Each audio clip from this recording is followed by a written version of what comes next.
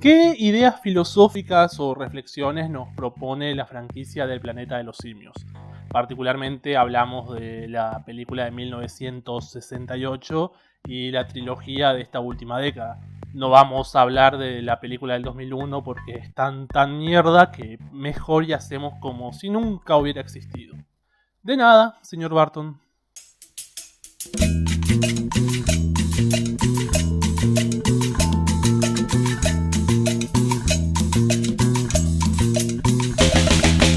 Hay que follarse a las mentes. No voy a gastarme igual ahora en hacer unos resúmenes de estas películas porque para eso ya están los canales de Smoker Wolf y Te lo resumo así nomás. Canales que la gente sí mira, digamos, no como este que no lo ve casi nadie, pero bueno. Me siento muy solo. La primera película de esta franquicia se estrenó, como decía, en el año 1968. Y la verdad que es una suerte que haya salido en esa época, porque tiene un ritmo lento, con unas escenas muy largas, unos diálogos que son bastante complejos y largos precisamente, y por ahí para esta época serían consideradas como un bodrio infumable, como algo aburridísimo, y ninguna productora pondría un peso para hacerla y la mayoría de los espectadores no iría a verla. Y es que hacerla de otra forma probablemente terminaría en una película mal guionada, mal llevada y hasta por ahí protagonizada por Mark Wahlberg. Y nadie quiere eso, ¿no?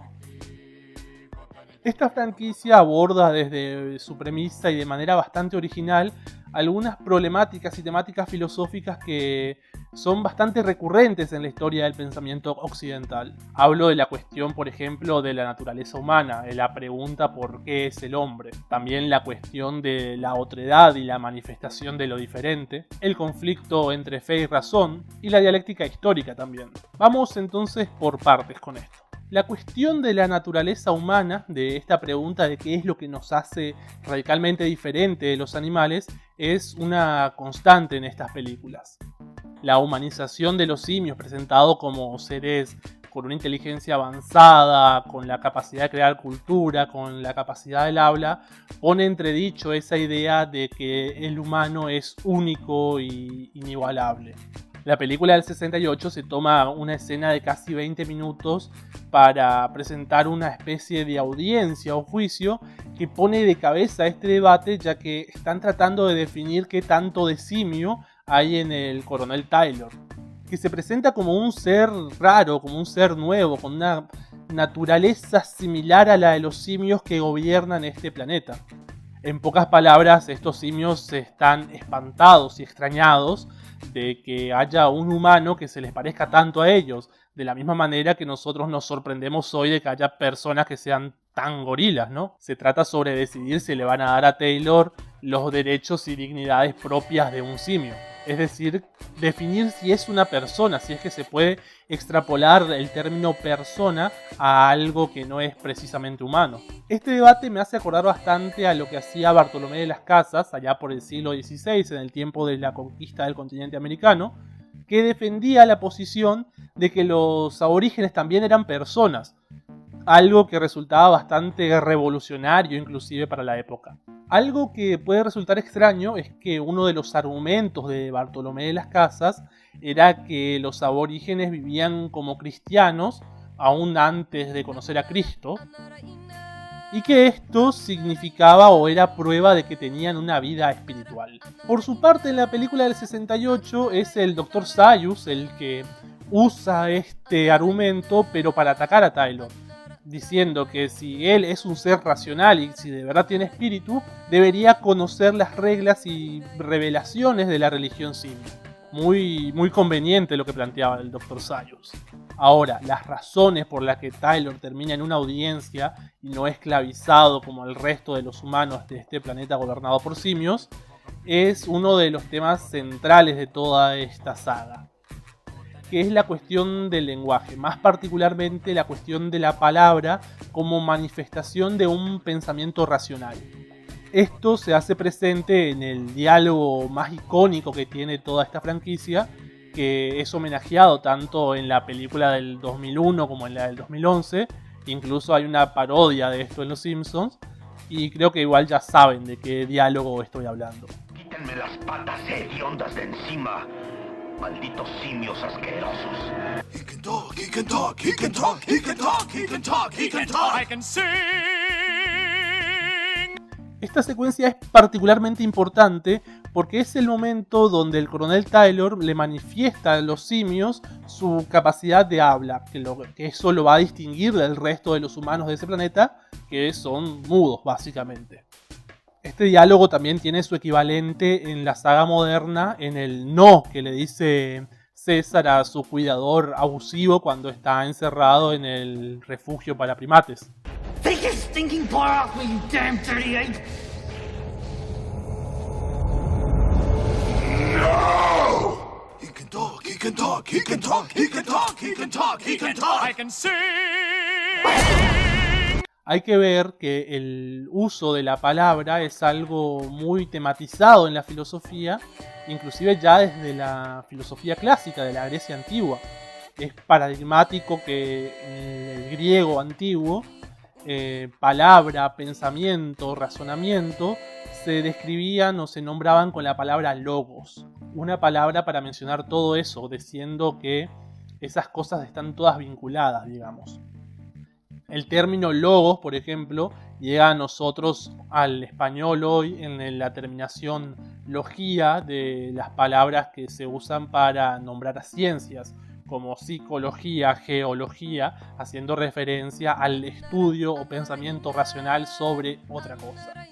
También es notable que consideramos más inteligentes o más listas a las personas en tanto mejor logren expresarse mediante el lenguaje. Irrenunciable de nuestras Fuerzas Armadas.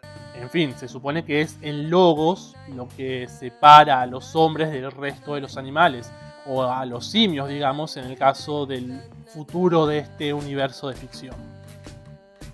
Estas escenas, estos diálogos, son mucho más que la presentación o la manifestación de un animal que habla, que de hecho ya puede ser bastante aterrador. Imagínate qué cagazo que venga y te hable un mono, pero igual no es solo eso.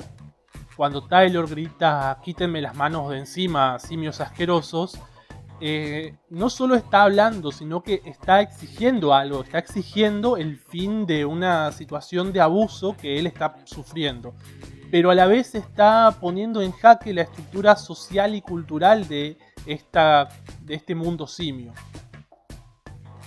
La manifestación de Taylor, así como la de César, puede entenderse, por ejemplo, desde el pensamiento de Manuel Levinas como una manifestación del otro, como la manifestación de eso totalmente distinto, que se realiza a través de la palabra y que acerca la distancia entre yo y la otredad y que a la vez me exige una respuesta. También la corriente filosófica latinoamericana por excelencia, que es la filosofía de la liberación, que es una corriente que bebe mucho del pensamiento de Emmanuel Levinas y particularmente el pensamiento del filósofo argento-mexicano Enrique Dussel, nos son útiles para analizar estos momentos. Tanto Taylor como César son seres que fueron excluidos o puestos en un lugar secundario por una estructura de poder dominante, y su palabra es como el grito del oprimido que busca reconocimiento, pero cuyo reconocimiento no es solo decirle "ah, mirá, él está ahí", sino que implica el cambio, una subversión del status quo. Esta manifestación, esta palabra de ellos es un gesto revolucionario, es un logos revolucionario, una palabra subversiva que llega desde un lugar ignorado o inesperado y que exige un repensar el cosmo conocido. Es una palabra, es un grito al que no se le puede clavar el visto. Sabés de lo que te estoy hablando, ¿no? Tanto la palabra de Taylor como la de César son palabras que desencadenan una sucesión de hechos.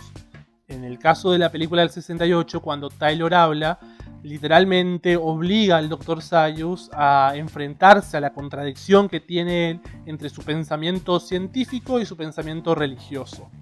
Incluso llega él después a confesar que él está ignorando voluntariamente ciertas evidencias científicas en pos de sostener su creencia religiosa. cosa que al final de la película es justificado, se le da la razón, digamos. Por su parte, en el caso de César, el uso de la palabra es más como una demostración del potencial revolucionario que tiene su figura. Pongamos, César podría o no hablar en la película y eso no cambiaría las cosas. Pero igualmente se le da una gran importancia al hecho de que él sí puede hablar. Fijémonos, por ejemplo, en que Will sabe que César es un simio con una inteligencia casi humana, que él le habla y que César puede entenderlo. Pero igualmente cuando César le dice yo estoy en casa al final de esta película, Will queda sorprendido por el hecho de que ahora se puede manifestar hablando para mostrarle que es un ser independiente y libre. Por favor, vuelve a casa. Si tú vienes conmigo, yo voy a protegerte de todo.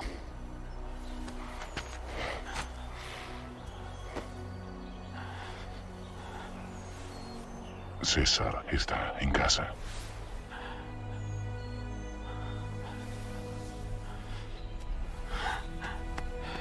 Ok.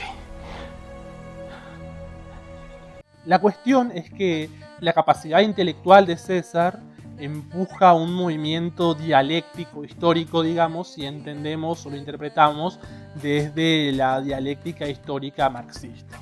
Los simios inteligentes son fruto de la sociedad humana, son fruto de la racionalidad científica, de la búsqueda del conocimiento, de la búsqueda y la investigación, y es este rasgo de racionalidad humana lo que va a dar origen a esa fuerza que va a finalmente superarla.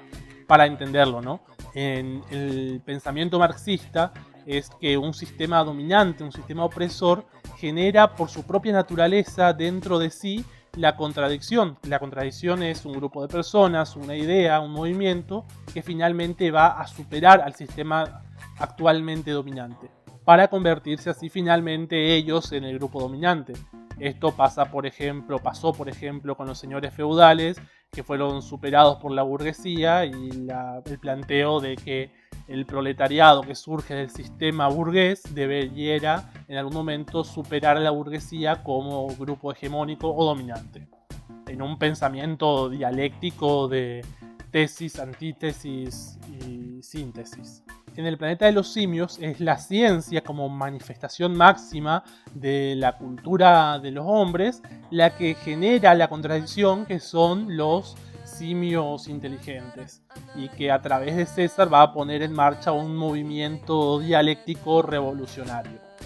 Ayudado esto también por un virus muy conveniente que va a exterminar al 90% de la población humana, nada menos.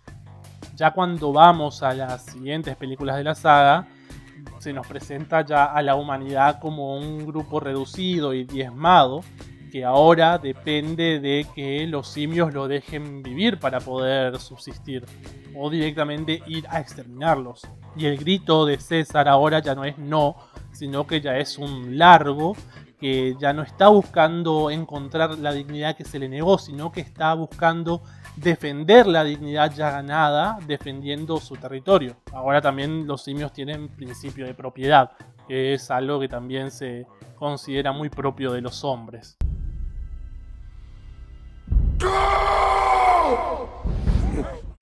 Bueno, tengo que irme.